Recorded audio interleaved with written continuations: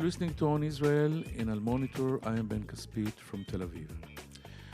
President Joe Biden left the Middle East on Saturday after 4 very intensive days. The success was a little lower and the visit was less successful than expected. The Israeli part was indeed a success. He was greeted warmly in the airport by all the leaders of the state, President Yitzhak Herzog, Prime Minister Yair Lapid, Defense Minister Benny Gantz, even leader of the opposition Benjamin Netanyahu. More important, President Biden succeeded convincing the Israelis and capturing the Israeli heart that he is a real Israel lover, pro-Israeli president, maybe the last of its kind, and he actually fixed the grave mistake in Israeli eyes that did President Obama in 2010 when he just came to office, when in his first visit to the Middle East, he skipped Israel and went to Cairo and to Saudi Arabia. The other part, when the president went to see President Mahmoud Abbas, Abu Mazen in Bethlehem and Ramallah, and 9 Arab leaders in Jeddah, Saudi, was different. The Palestinians came to this event with very low expectations and went out of it with even less expectations and results. The Saudis sent to the airport the governor of Mecca, and it is somehow can be a humiliation to the president. And in the very long meeting between Biden and MBS, Mohammed bin Salman, the Saudi crown prince preached the president when they reached the very troubling issue of the killing of the journalist Adnan Khashoggi. The president came back to Washington with some results, but let's say it this way. There were more successful visits of presidents, American presidents in the Middle East than the visit of Joe Biden. Our guest today is an expert in everything that I just mentioned, the relationship between Israel and the United States, the peace process that is not so active in the last days between Israel and the Palestinians, and the triangle Washington, Riyadh, Jerusalem. Ambassador Nadav Tamir is a former diplomat, served in the embassy in Washington and as consul general to New England. He advised Shimon Peres as foreign minister and president, and currently the executive director of J Street in Israel. Ambassador Tamir will be here right with us after this short break. Hi, I'm Elizabeth Hagedorn, and I'm the State Department correspondent at Al Monitor. And I'm Joe Snell. I'm Al Monitor's video editor. Let's admit it, this past year has been difficult to stay on top of the news and sift through what's accurate and what's misleading.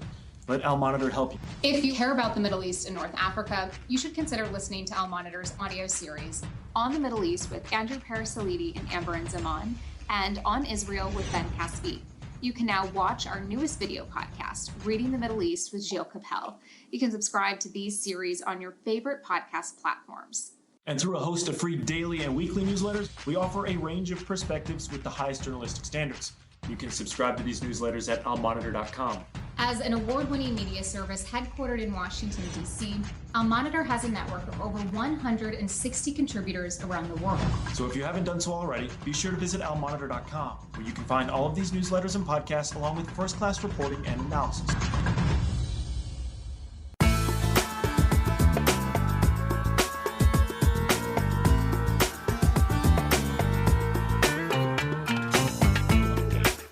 Now I'm happy to introduce and welcome Executive Director of J Street in Israel, my friend and colleague, Nadav Tamir. Shalom, Nadav, and thank you for being us and joining us here in On Israel in Al Monitor. Shalom, Ben. Thank you so much for having me. Okay, we're of course trying to summarize and analyze the visit of President Joe Biden in Israel, the Palestinian Authority and Saudi Arabia. And I wanted just to begin with to ask for your general impression of this visit. Was it successful in Israeli eyes, in the president's eyes, etc.? Well, first of all, I think it was a very important visit because since the presidency of Biden, he actually neglected the Middle East, except for the Vienna talks with Iran. He didn't do anything in the region. And I think the region needs American diplomacy, American leadership badly. So for me, the fact that the US is back to the Middle East is very good. You know, in terms of the deliverables and the action items, you know, we knew what to expect. We knew that he wants to have a good visit in Israel that will be good for him politically and will also help him to justify the visit in Saudi Arabia. But I do believe that the fact that he is now engaged with the Saudis is good for Israel, not only for those who want more normalization or more united front against Iran. I do believe, as someone who thinks that the Palestinian issue is eventually the most crucial and existential issue for us, that it could also help with the Palestinian issue. So let's say you directed me to the Palestinian issue as a senior J Street official. You, of course, you're very interested and focused in this. And as I said in the beginning, the Palestinians came into this event with very low expectations and maybe went out of this event with even lower results because, yes, he said that the two-state solution is still the American policy, but he also said that he is aware of the fact that we cannot do anything significant right now. Political situation in Israel is well known to both of us and actually to everyone else. He even was not able to deliver a joint statement with President Mahmoud Abbas. So where do you bring your optimism from? And if you can explain us what can happen in this, with all these obstacles and circumstances? Is there anything that can be done in this track? Yeah, absolutely. First of all, I would say that I'm in J Street because I care deeply about the Palestinian issue and not the opposite. And I care deeply about the Palestinian issue because of my Zionism, because I think the only way to keep the Zionism project alive is if we will have a Palestinian state. It is much more existential than, with all the respect to Iran, Hezbollah, Hamas, and everything else. I think that it's true that the Palestinians knew, and they did not really expect anything big to come in this visit. They realized that the Biden style is also to embrace Israel and to push Israel only after embracing it. He learned it from the 8 years next to Obama, where he saw that Obama could not find his way to the heart of the Israelis, and that made his work in promoting peace much harder. But I do believe that unlike the initial intentions of Trump and Netanyahu, that the Abrahamic Accords, which, by the way, we now know that was not their initial goal. Their initial goal was the Trump plan and annexation. But when they understood that they can't do annexation and they went for the Abrahamic Accords, the idea was to bypass the Palestinians and to show that Israel could normalize relations without the Palestinians. But I actually believe that the irony of history will prove that eventually it is the normalization that will help solve the Palestinian issue. And the reason why I think so is that that when the Arab Initiative was presented in 2002, Israelis ignored it completely because normalization was not concrete. They did not understand what it means. And now you see people from the right, not even people from the peace camp, who are so excited about going to Dubai and flying over Saudi Arabia. And there is a much more leverage in those relations that could be turned into something more concrete for the Palestinians. We already had one example, for example, when the Moroccans were involved with the Allenby arrangements, but I'm speaking much more about political horizon, and political horizon is crucial because we see in every poll that plurality of Israelis support the two-state solution over every other an alternative, but the reason why they don't vote this way and why there's no energy there, because they think it is not feasible.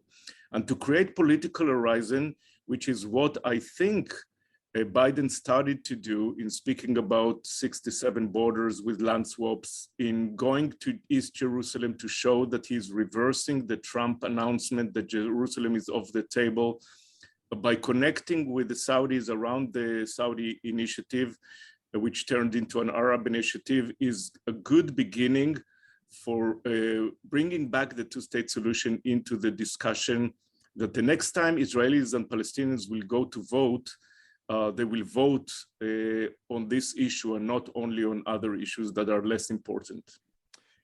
I think you're a little bit naive, but maybe I'm wrong, but it's very interesting what you just mentioned. You say that President Biden reversed the Trump policy about Jerusalem. I'm not sure. I will be happy if you'll try to explain me, because even when Trump recognized the city of West Jerusalem as Israel's capital, it did not recognize the situation on the east side of the city.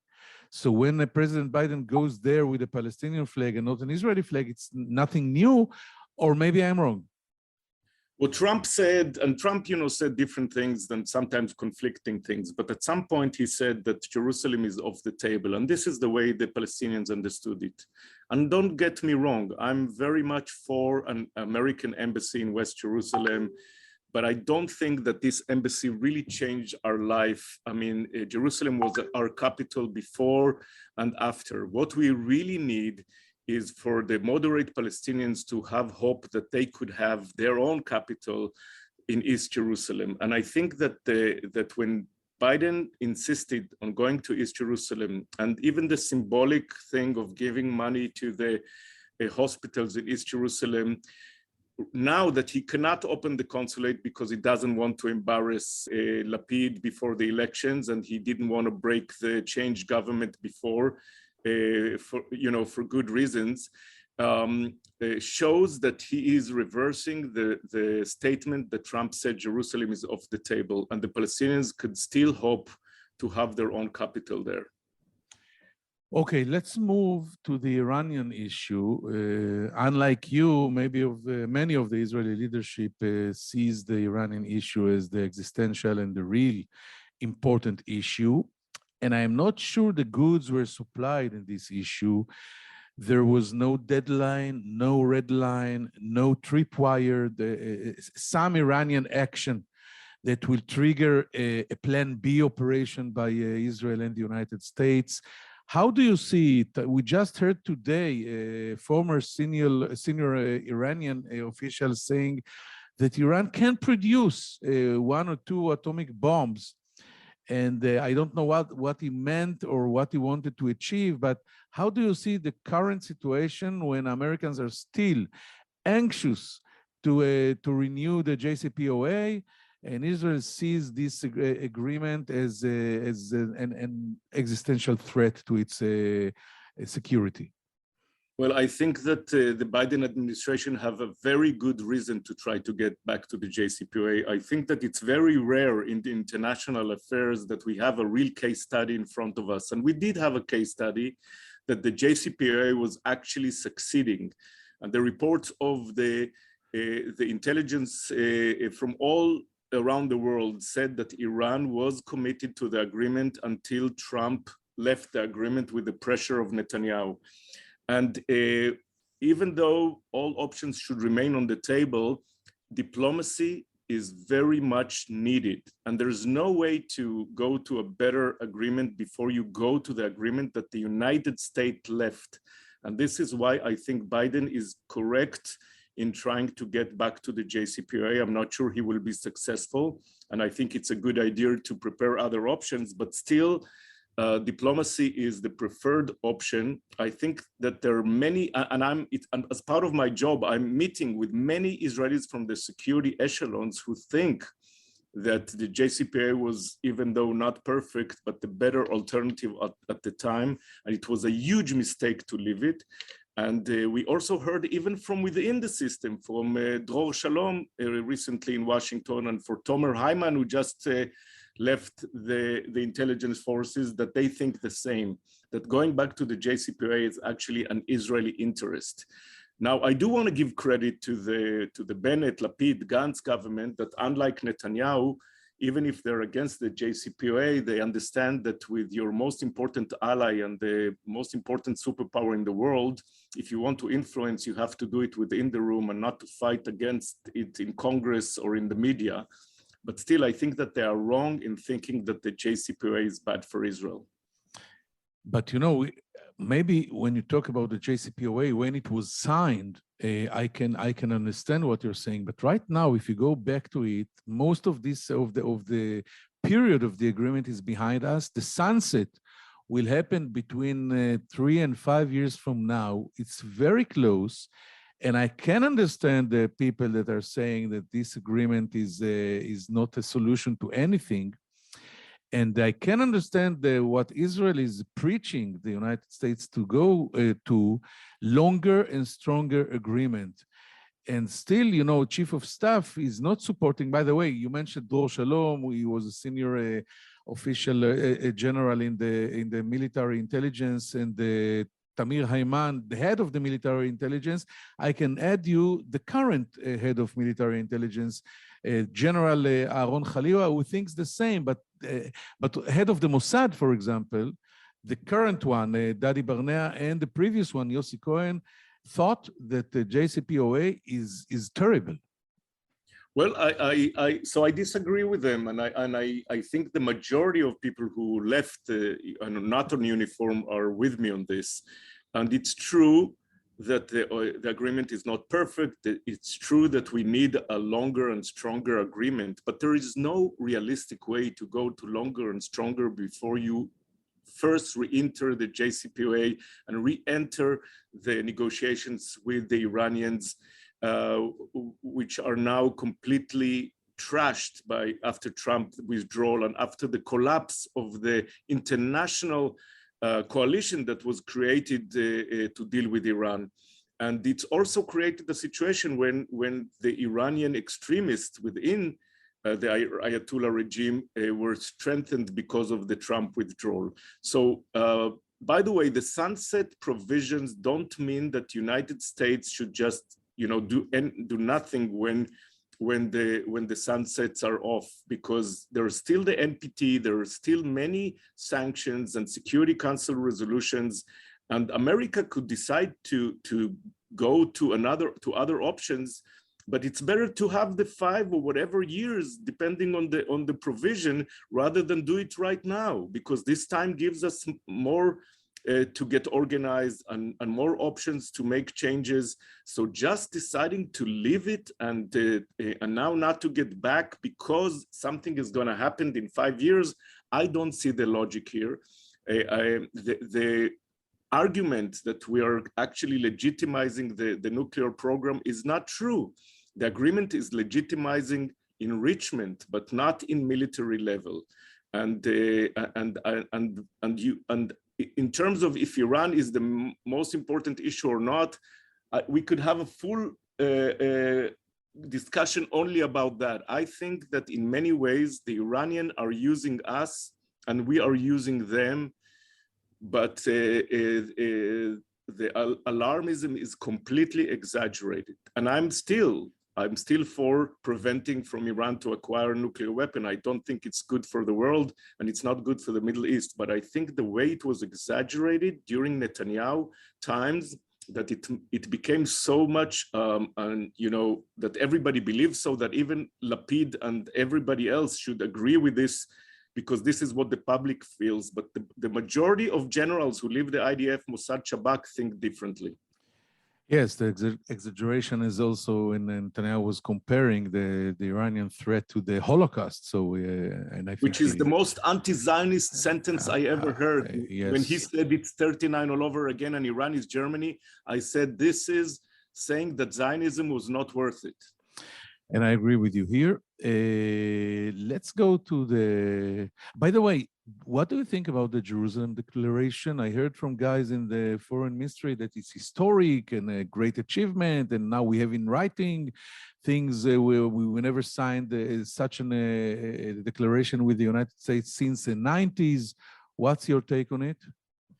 I think that it is important, but we shouldn't exaggerate. Most of the agreements were agreed before. It is just compiling them in one document. And I'm not belittling it. I think those agreements are important, especially for a country like the US, that not in Trump times. In Trump times is very different, but in regular times, there's a lot of, the administration, the interagency process is taking those documents very seriously, and the policy comes from that. So I think it's a good move, but I don't think it is dramatic or revolutionary in any way. I want to talk about the triangle between Jerusalem or Tel Aviv, Washington, D.C., and Riyadh or Jeddah in Saudi Arabia. My sources in the foreign ministry and the prime minister office told me over the weekend, listen, the Saudis are not the Emiratis, not the Bahrainis, even not the Moroccans. It's something else. The speed is else. You need to go with them very slowly, gradual steps, side by side, be very patient. Why? Is it because they're waiting for MBS to take power, or just a total different type of people and of state? And I mean that the goods that we hope to get, something more massive or substantial in the normalization field, were not, we did not get these goods. Yes, now we can fly over Saudi Arabia, but that's it. Well, yes, Saudi Arabia is a very conservative country. It also sees itself as kind of the leader of Sunni Islam, which gives a big responsibility, and that is why one of the reasons why they're very attached to the Palestinian issue, no matter if they respect or don't respect the current Palestinian leadership, but they feel that the issue is very much part of their role as a leader in the Arab and Muslim world. They also feel very committed to the Arab initiative that was initiated by Saudi Arabia. It's true that Mohammed bin Salman is different than his father, and we don't know what will happen when he will become the king. Maybe the change will be more quick. But I do believe that normalization will move forward, but that, as I told you before, that normalization will not leave the Palestinian behind. And I do hope that the Saudis and the Americans now that are back in the Middle East will use the normalization in order to also change the equation and the complete ignoring of the Palestinian issue in the Israeli politics. So maybe the short answer is that, yes, the Saudi initiative that became the Arab initiative is still there. And the Saudis tell us, guys, listen, it's there. You want to know normalization, please make a solution, reach a solution, or at least renew the peace process if you want us to go all the way. I want to talk to you about President Biden. I think you mentioned it in the beginning. He fixed the grave mistake in Israeli eyes of President Obama that came to the Middle East and skipped Israel. And I think he convinced the Israelis that he loves us, really. Real love, authentic love, it comes from the heart, from within, not political. But do you think, as I do, that it's a good chance he is the last Democrat president that will feel this way, and we have to be aware of it? It depends what you mean feel this way. No doubt that this feeling that we saw from Biden, and you see from some more, kind of old school Democrats, that they see Israel as, in the past, as the weak country that was created after the Holocaust, surrounded by enemies, and that's why we have to protect Israel no matter what. I think this is going to change. It doesn't mean that next Democrat leaders will not be supportive of Israel's existence, of Israel's prosperity, of Israel's security. But they see Israel in a very different eyes. They see Israel as a regional superpower, as a country that is much stronger than all our enemies together, and that a country that the main issue that needs to be solved is the Palestinian issue, because the occupation is not only bad for Israel, it's morally, it's also bad for the ability of Israel to remain the homeland of the Jewish people, a democratic homeland for the Jewish people. And the majority of Democrats in Capitol Hill see the situation this way. In Israel, many people say the progressives are anti-Israel. It's completely not true. There are 100 members of the Progressive Caucus on Capitol Hill, and 95% of them are Zionists. But Zionists like I am a Zionist, which means I think the most important thing for Israel is to move urgently towards a two-state solution. It doesn't mean that they're anti-Israel, but they don't have this instinctive support for Israel no matter what Israel does. That is going to change, and that it's already changed. And in that perspective, you're right that Biden is the last American president that will be supportive of the Israeli government no matter what. Yes, and until Obama, the Israelis were aware that the American administration and all the presidents, Republicans and Democrats, thought that the occupation must end. The settlements are not fruitful, etc. Now, after Netanyahu succeeded to have Obama as an enemy, Barack Hussein Obama, and then he got a president named Donald Trump. Now the Israelis expect every American president to register in the Likud at least. And I think it's a huge mistake. And from the Democrats in the United States, I want to complete this very interesting conversation with you about the Jews. What do you think about right now? I'll rephrase. The Jerusalem Declaration contained paragraphs of the mutual democratic thought in Israel, values in Israel and the United States. And this is also not so sure anymore, because Israel is going more and more to the right, more and more religious, not so liberal anymore. And can it separate us from our brothers and sisters, the vast majority of the American Jewry?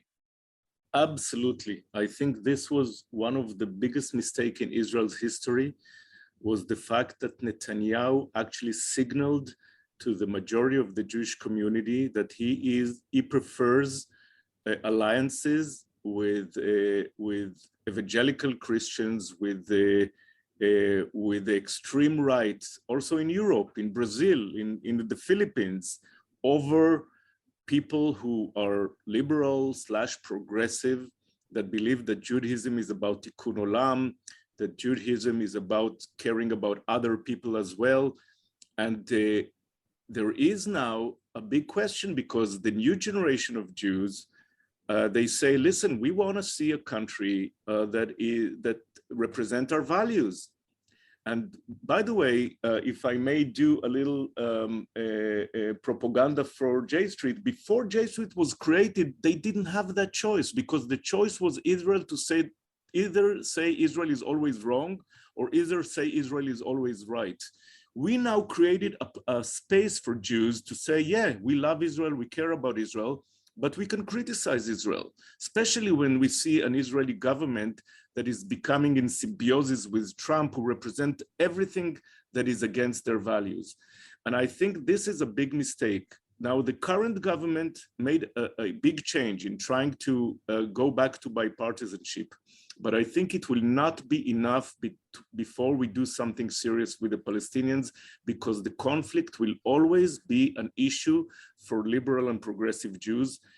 And it doesn't mean that they don't care about Israel. They mean that they care about Israel in a different way than the Likud members.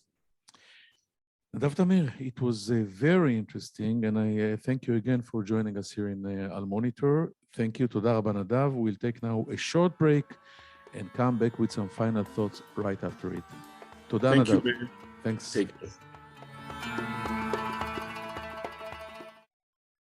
Hello, I'm Gilles Kepel, professor at Sciences Po and Normal Sup in Paris, and author of a number of books and articles on the Middle East. Through my new podcast, Reading the Middle East, on the award-winning media service Al Monitor, we will take a deep dive into the trends in the region with the authors and thought leaders who are shaping how we think about the Middle East. Reading the Middle East will be a fantastic addition to Al Monitor's outstanding podcast lineup, including On the Middle East with Andrew Paraziliti and Amberin Zaman, and On Israel with Ben Caspit. You can subscribe on your favorite listening platforms. We look forward to your joining our conversation.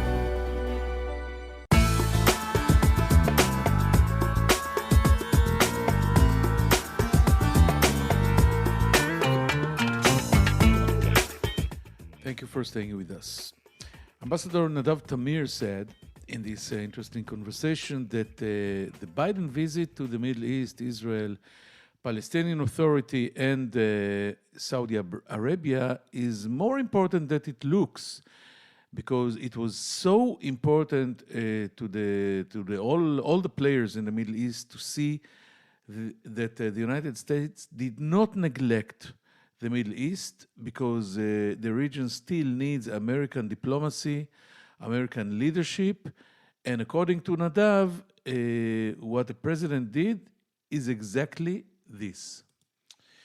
And though the expectations were not very high, everyone knew what to expect. So it was a good visit, politically good to all the parties. And according to Ambassador Nadav Tamir, the fact that the president engaged Saudi Arabia after a very long period of relationship that were stuck is good to Israel and good to the Palestinian track. It's weird because not many people in Israel think that there is any hope after this visit to the Israeli-Palestinian negotiation, but he said that the only way to leave the Zionist dream alive is to establish the Palestinian state and to go with all force towards this two-state solution. And this all normalization thing, when Israelis see how nice, how good, and how fun is to be able to fly over Saudi Arabia, to fly to a vacation in the Emirates, now when they realize that there will not be any more progress in the normalization field or area without a progress vis-a-vis the Palestinians, maybe this is, according to, I think, Nadav Tamir is a little naive approach, maybe it can revive this neglected track. President Biden, according to Nadav Tamir, fixed the grave mistake in Israeli eyes of President Obama.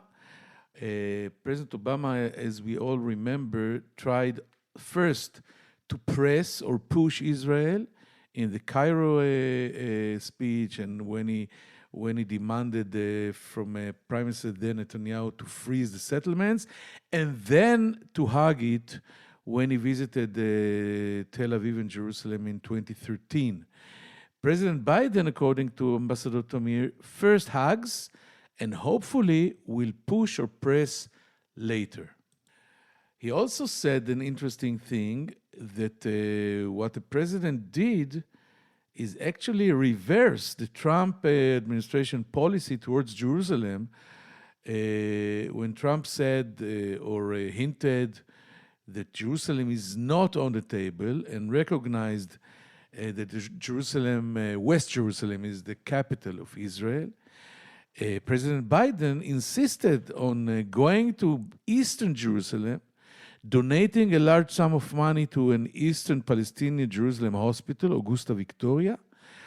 And although he did not say anything about opening the American consulate in Eastern Jerusalem, Nadav Tamir said that whatever he did is putting back Jerusalem on the table, reversing the Trump administration's policy. I don't think many people in Israel agree with Nadav Tamir, but he was always unique. In the Iranian issue, Nadav Tamir said that there is no way to go now to a longer and stronger agreement. The only way is re-entering the JCPOA, hopefully then later try to manage or to negotiate a new deal for a longer period of time. The Jerusalem Declaration is important according to Nadav, but as he said it, let's not exaggerate.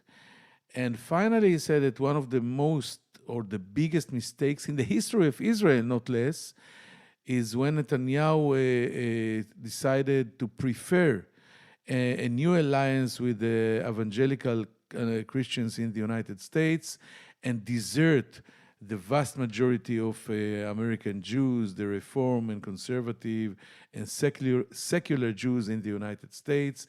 And right now, there is a whole new generation of young Jewish people in the United States that don't see Israel as a state that reflects their values. And this is a grave risk to this strategic asset of Israel.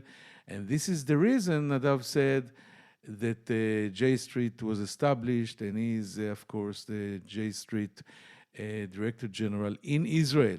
I hope you found it interesting today, and let's hope to meet here again next week. I'm Ben Caspit from Tel Aviv. Take care, and bye-bye.